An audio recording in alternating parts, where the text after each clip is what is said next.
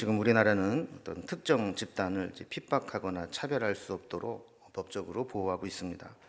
한국 교회 역시 세상으로부터 핍박을 당하거나 불이익을 당하지 않을 권리가 있습니다. 한때 한국 교회가 급성장을 하면서 기독교는 또 기득권 세력이 아닌가 이런 생각을 받게 되었습니다. 정치적으로 영향을 끼칠 수 있는 주류 세력으로 세력이 커지게 된 것이죠.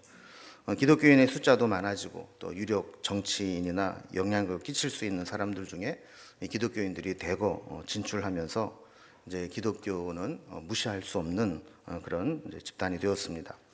근데 요즘에는 기독교나 교회를 대하는 사회 인식이 많이 달라진 것 같습니다. 현실 사회에서 정서적으로 기독교에 대해서 조롱을 하거나 도를 넘는 적대감을 표출하는 이들이 점점 많아지고 있는 것 같습니다.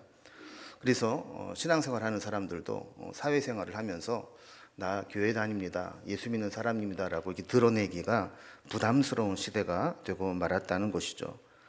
그래서 신앙생활을 한다고 해서 그것 때문에 대놓고 불이익을 주진 않지만 실제적으로 반감을 드러내고 또 무시하는 경향이 있다는 겁니다. 이런 상황 속에서 믿는 자들이 세상에서 어떤 자세로 살아가야 되는가 하는 것은 중요한 문제가 되었습니다.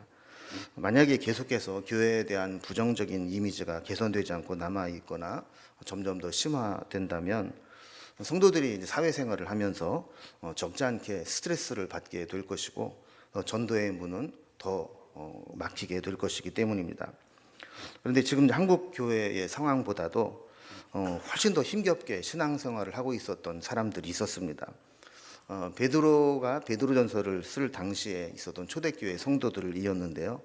이 베드로전서를 받아서 읽게 될 수신자들을 베드로전서는 어떻게 설명하고 있는가 몇 구절을 찾아보면 1장 1절에서 서론을 하면서 본도, 갈라디아, 갑바도기아, 아시아와 비두니아에 흩어진 나그네들에게 편지한다 그랬습니다. 그러니까 초대교회 성도들의 신분이 이방 땅에 흩어진 나그네로 살고 있는 사람들이다라는 것입니다. 2장 11절에 보면 이 수신자들을 뭐라고 했냐면 거류민과 나그네 같은 너희를 권하노니 그랬습니다. 지금 이 베드로의 편지를 받는 사람들의 상황은 그 지역의 어떤 주류 사회를 형성하며 기득권을 가지고 있는 터줏대감들이 아니라 외국이나 이방 땅에 잠시 머무르는 이방인, 외국인, 나그네와 같은 신분의 처지라는 겁니다. 자, 이렇게 그들은 주류 사회에 속하지 못한 주변인이자 소수자로 살아가는 매우 불리한 상황에 처해 있는 자들이라는 거죠. 조금 더 실제적으로 본다면 그들은 세상에서 많은 불이익과 고난을 당하고 있었습니다. 그래서 베드로전서를 잘 읽어보면 고난이라는 단어가 자주 등장하는 것을 보게 되죠. 그들이 처한 삶의 자리가 이 고난이기 때문에 그렇습니다. 그래서 그들이 당한 고난과 불이익을 보면 언어적 학대는 물론이고 물리적인 폭력에도 노출되어 있던 것들을 보게 됩니다. 1장 6절에 보면 그들이 여러 가지 시험으로 말미암아 베드로가 잠깐 근심하지 않을 수 없게 되었다. 그러니까 그들이 당한 시험이 근심거리가 될 정도로 힘들었다라는 겁니다. 7절에 보면 이제 불로 연단하는 것과 같은 시험이었다라고 설명을 합니다. 2장 12절에 보면 언어 폭력을 당합니다. 성도들을 악행하는 자라고 비방하는 자들이 있었다는 거죠. 그러니까 모함을 받게 되는 겁니다. 3장 16절에도 보면 선을 행하는 성도들을 욕하고 비방하는 자들이 있었다라는 것을 알게 됩니다. 3장 13절에 보면 해를 가하는 자들이 있었습니다. 물리적인 폭력을 행하는 것이죠. 4장 12절에 보면 이것을 불시험을 당하는 것으로 설명을 하고 있습니다. 그리고 4장 13절을 보면 그리스도의 고난에 참여하는 것을 즐거워하라고 격려하면서 이 고난을 이겨내기를 원했던 것입니다. 이것은 5장 8절에서 말씀한 것과 같이 마치 우리의 대적 마귀가 운우사자를 두루 찾아다니면서 삼킬자를 찾는 것과 같이 우리에게 여러 가지 고난을 주는 그런 현상을 이야기한 것입니다. 이렇게 몇 구절만 살펴봐도 베드로전서를 받아서 읽게 되는 성도들의 상황이 지금 보통 심각한 고통과 고난의 시간이 아니다라는 것을 알게 되는 것이죠. 여러분, 어느 나라나 그렇듯이 자국민에게 주는 혜택과 임시로 거주하는 외국인에게 주는 혜택은 분명히 다릅니다. 임시 거주하는 외국인에게는 상당히 제한적인 혜택만 주게 됩니다.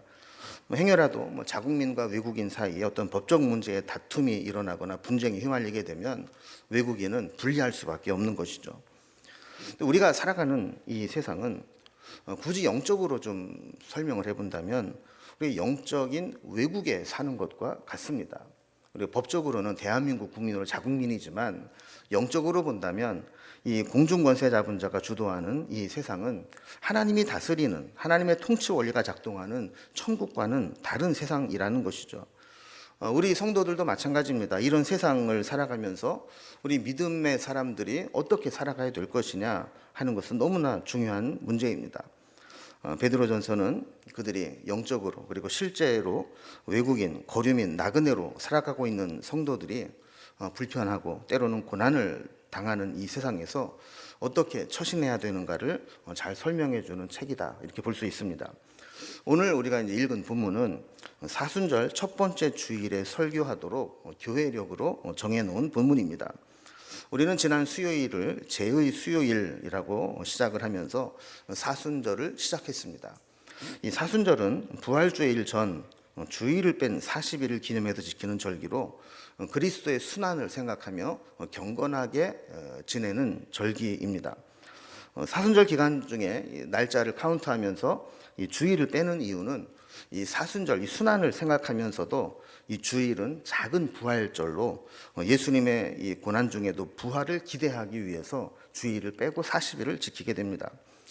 교회는 전통적으로 이 사순절 기간에는 고기를 먹지 않고 향락을 중단하며 회개와 금식, 구제와 경건, 절제에 힘써 왔습니다.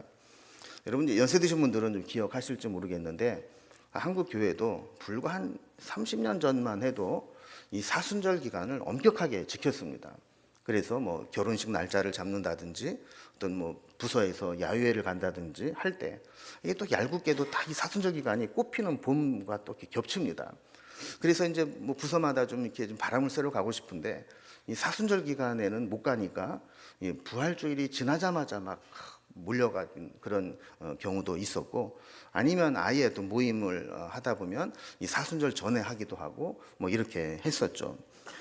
그래서 오늘은 이제 이렇게 사순절을 이제 시작하면서 우리 예전같이 그렇게 철저하게 지키지는 못한다 할지라도 이 사순절에 예수님의 순환과 죽으심이 어떤 의미가 있는지, 그리고 우리를 대신해서 주님이 죽어주셨다면 그 주님이 우리에게 원하시는 것은 무엇인지를 말씀을 통해서 우리가 살펴보면서 주님의 뜻대로 살아가기로 결단하는 시간을 가지려고 합니다. 먼저 첫 번째로 예수님의 순환의 의미를 한번 살펴보겠습니다. 오늘 본문에는 예수님의 순환과 죽으심을 아주 명쾌하게 명확한 명제로 설명을 하고 있는 것을 보게 됩니다. 3장 18절 말씀에 보면 그리스도께서 단번에 죄를 위하여 죽으사 의인으로서 불의한 자를 대신하셨다, 이렇게 설명을 합니다. 그러니까 의로우신 예수님께서 불의한 우리를 대신해서 우리의 죄를 위해 대신 죽으셨다라는 겁니다.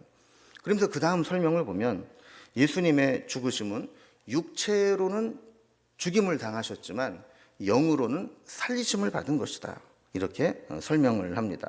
이게 예수님의 순환과 죽음의 의미라는 거죠. 그리고 부활하신, 다시 살리심을 받으신 예수님은 22절 말씀과 같이 부활하신 후에 하늘에 오르셔서 하나님 우편에서 모든 권세를 가지고 계신다라고 설명을 합니다.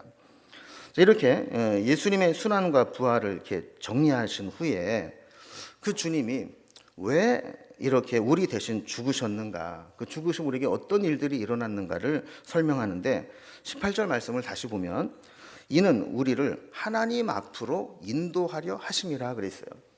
우리 대신 죽어주신, 고난당하고 죽으신 이유가 뭐냐? 본질상 진노의 자녀로 하나님 앞에 설 수 없는 우리들을 하나님 앞에 나아갈 수 있도록 길을 열어주시기 위해서 그렇게 하셨다라는 겁니다. 이어지는 19절 말씀은 신약 성경에서도 가장 해석하기 어려운 난해 구절 중에 하나인데 18절 뒷부분부터 이어서 한번 봅니다. 18절 마지막 부분에 보면 예수님께서 육체로는 죽임을 당하시고 그리고 영으로는 살리심을 받으셨다 그랬어요. 예수님 십자가에 달려 죽으시면서 육체는 죽으셨죠. 그리고 영혼이 부활할 때까지 어디에 계셨는가를 19절에서 이렇게 이야기합니다. 그가 또한 영으로 가서 옥에 있는 영들에게 선포하시니라 그랬습니다. 예수님의 영이 옥에 있는 영에게 선포했다라고 했는데, 이 옥이 뭐냐에 따라서 해석이 여러 가지로 달라집니다. 그래서 이 카톨릭에서는 이 옥을 연옥이라고 해석을 하기도 합니다. 그리고 기독교에서도 어떤 성경학자들은 지옥으로 해석하기도 하는 거죠. 그러니까 예수님께서 십자가에 달려 몸은 죽으시고 부활하실 때까지 영혼이 연옥이나 지옥에 가서 전도를 하셨거나 십자가의 승리를 선포하셨다, 이렇게 해석을 하는 거예요. 그런데 우리 성경을 좀 잘 보면 옥에 있는 영들에게 선포하셨다라고 할 때, 이거는 어떤 연옥이나 지옥이라기보다는 우리가 어디엔가 매여 갇혀 있는 감옥을 의미합니다. 그래서 영어 성경에도 보면 preached to the spirits in prison이라고 번역을 했습니다. 그러니까 옥이 어떤 연옥이나 감옥이 아니라, 연옥이나 지옥이 아니라 감옥, 갇혀 있는 곳에 이르셨다, 이렇게 얘기를 하는 거죠. 그러면 옥에 있는 영들이 어떤 자들인가를 20절에서 설명을 합니다. 자, 그들은 마치 노아의 날 방주를 준비하는, 노아가 120년 동안 방주를 준비할 동안 하나님의 구원을 거부하고 복종하지 않고 방주에 타지 않은, 복음을 거부한 자들이라는 거예요. 그러니까 복음을 거부한 모든 사람들이 다 갇혀 있는 자들이라고 설명을 하고, 그들은 결국 물로 심판을 받게 되었다라고 합니다. 여러분, 이게 신앙의 아이러니입니다. 복음에 매이지 않고 자유롭게 살겠다고 하는 사람들이 있습니다.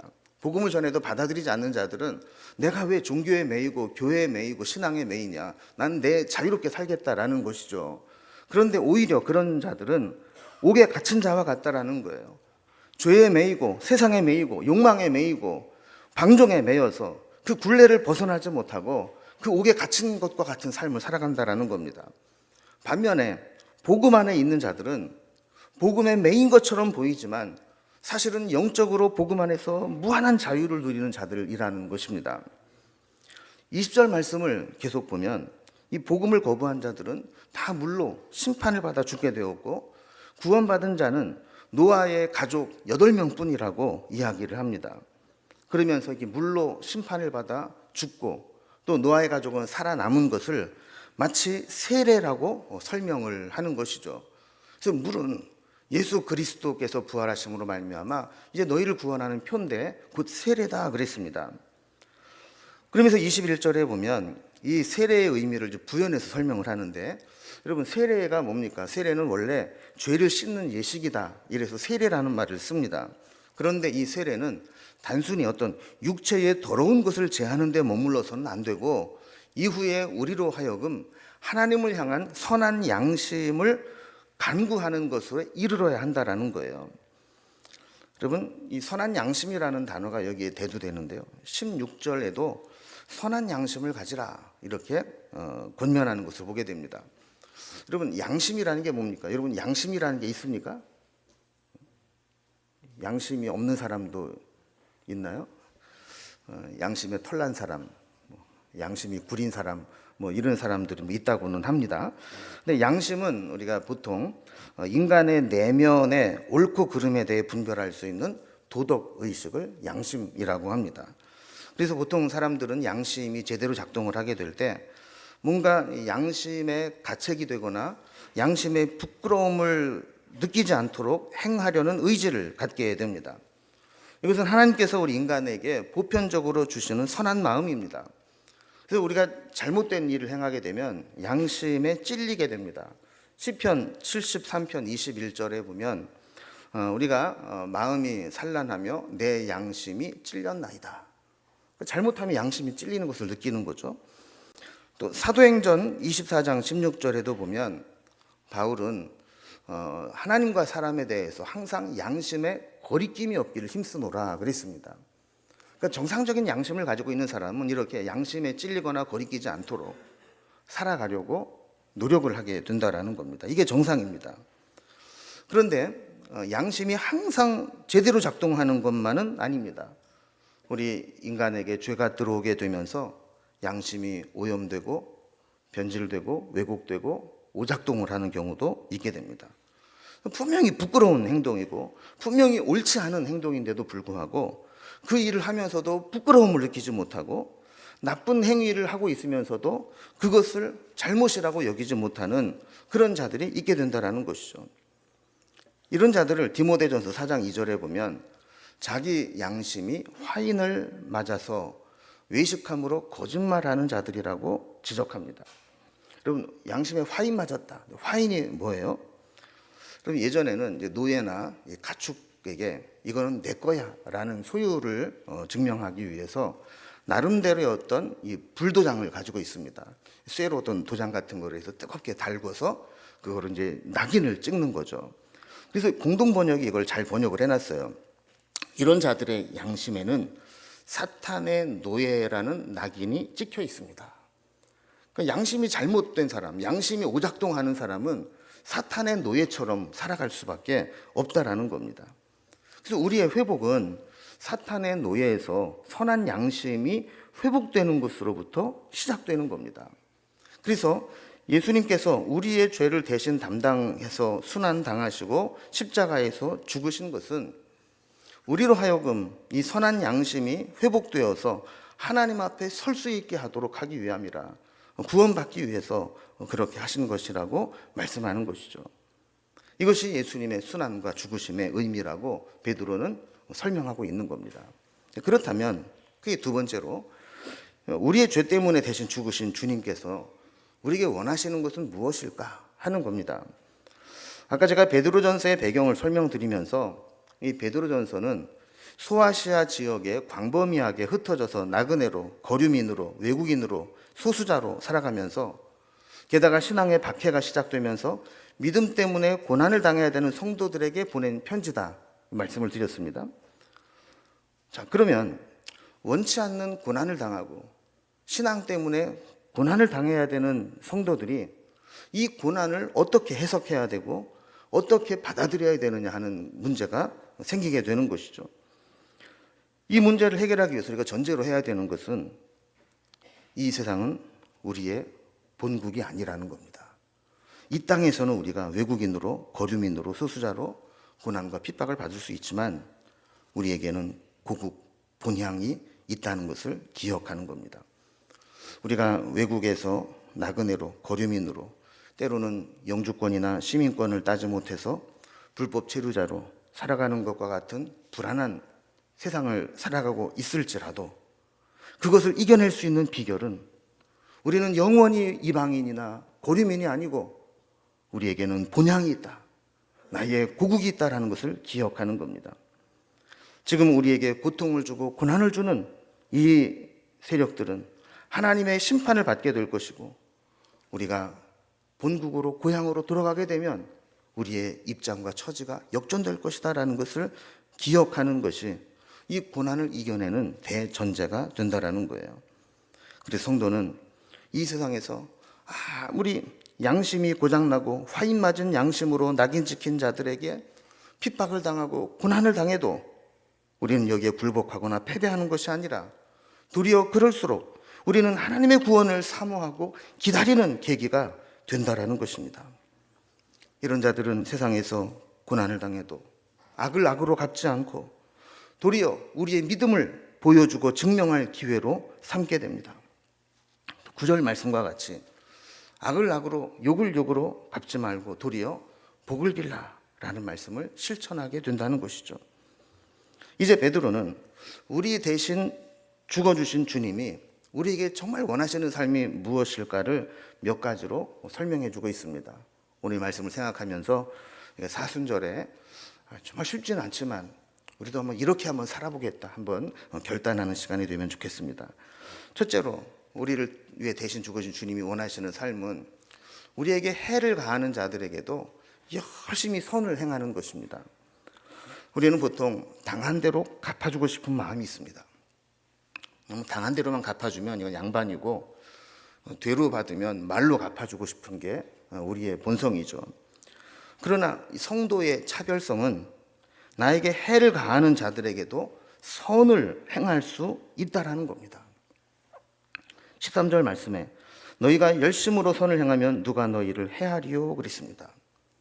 이 말은 우리가 처음에는 악의를 가지고 우리를 해를 끼치는 사람이 있을 수 있겠지만 그럼에도 불구하고 계속해서 열심으로 선을 행하면 계속해서 악하게 대하는 사람이 있겠느냐 하는 거예요. 여러분, 여기에서 열심으로 선을 행한다라고 하는 것의 의미는 어쩌다 내가 하면 큰 맘 먹고 선을 한번 행해보는 게 아닙니다. 선을 행하겠다라는 강렬한 의지를 가지고 우리에게 해를 끼치는 자들에게 나는 끝까지 선을 행하고 있다는 것을 증명받을 때까지 선으로 대하는 것을 의미하는 겁니다. 쟤는 내가 아무리 악하게 대해도 나에게 선으로 대하는 애야, 이렇게 인정받을 때까지 열심으로 선을 행하라는 거예요. 그럼 정말 어렵지 않습니까? 그러나 주님은 우리가 그렇게 살기를 원하신다라는 거예요. 두 번째로 우리 대신 죽어주신 주님께서 우리에게 원하시는 것은 선을 행하다가 고난당해도 도리어 그것을 기뻐할 수 있게 되기를 원하신다라는 겁니다. 여러분, 우리가 당하는 고난의 대부분은 우리가 잘못해서 당하는 고난입니다. 우리가 말을 잘못하고 처신을 잘못하고 선택을 잘못하고 결정을 잘못해서 그것 때문에 고난당하는 경우가 많습니다. 그러나 17절 말씀과 같이 선을 행함으로 고난받는 경우도 있다라는 거예요. 선을 행하는 것은 하나님의 뜻을 따르는 것입니다. 만약에 우리가 하나님의 뜻을 행하고 선을 행하는 것 때문에 고난을 받게 된다면 그것은 내가 하나님의 뜻대로 잘 살고 있다는 증거가 된다라는 겁니다. 그러니까 겉으로는 고난을 당하는 것처럼 보이지만 그 고난은 내가 잘 살고 있다는 것의 증명이 되기 때문에 도리어 기뻐할 수 있다라는 거예요. 14절 말씀도 같은 내용입니다. 의를 위하여 고난을 받으면 도리어 복되게 여겨야 된다라는 겁니다. 그것이 바르게 잘 살고 있다는 증거이기 때문입니다. 내가 죄를 짓기 위해 악을 행하다 고난당하면 그것은 부끄러운 일이고 고통스러운 일입니다. 그러나 믿음으로 잘 살아보겠다고 했는데 고난이 오게 된다면 그것을 당당하고 복되게 여겨야 된다라는 것이죠.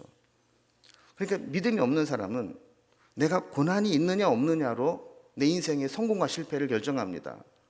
그러나 믿음이 있는 사람은 이 고난이 어디에서 온 고난이냐를 가지고 판단하게 된다는 겁니다. 마지막 세 번째로 우리를 위해 대신 죽어주신 주님이 우리에게 원하시는 삶은 그리스도를 주로 삼아 거룩한 삶을 이어가는 것입니다. 사순절에 우리가 가져야 될 신앙적 자세는 그리스도를 주로 삼아 거룩한 삶을 살아가는 겁니다. 15절 말씀과 같이 우리 마음에 그리스도를 주로 삼아야 합니다. 우리는 세상살이에 치이다 보면 세상 일이 우선이 될 때가 있고 주님은 뒤로 물러날 때가 있습니다. 주님보다도 내가 우선될 때가 있습니다. 그러나 주님이 나를 위해 대신 죽어주신 것이 사실이라면 우리는 주님이 나의 주님으로 고백되어져야 합니다. 15절 말씀 계속 보면 그리스도를 주로 삼을 때 나타나는 현상은 크게 두 가지입니다. 하나는 우리가 거룩해지는 것이고 또 하나는 우리 속에 소망에 관한 이유를 묻는 자에게 항상 대답할 것을 준비해서 온유함과 두려움으로 전하는 것입니다. 주님이 우리의 구주가 되신다면 주님의 거룩함을 닮아가게 되고 항상 소망을 갖게 된다는 겁니다. 이제 말씀을 좀 정리해 봅니다. 베드로전서를 받게 될 수신자들은 세상에서 믿음을 지키면서 믿음 때문에 고난당하는 자들이라고 했습니다. 세상에서는 외국인이요, 나그네요, 거류민처럼 살아가는 존재라는 것이죠. 그들에게 베드로는 우리 대신 죽으신 주님의 은혜를 아는 자에게 요구하는 것이 있다는 겁니다. 그것은 선한 양심을 회복해서 설령 우리에게 해를 끼치는 자들이 있다 할지라도 열심으로 선을 행하고 그리고 우리가 선을 행하다 고난당하게 될 때 내가 잘 살고 있다는 증거이기 때문에 도리어 기뻐할 수 있게 되고 그리고 그리스도를 주로 삼아서 주님의 거룩함을 닮아가고 또한 소망을 품고 살아가는 것, 이것이 우리에게 원하시는 삶이라는 겁니다. 여러분, 교리적으로 좀 복잡하게 설명을 드렸지만 우리 한 가지만 기억합시다.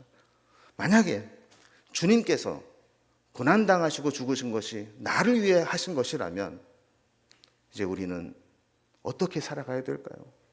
주님이 원하시는 삶을 살아가야 될 줄로 믿습니다.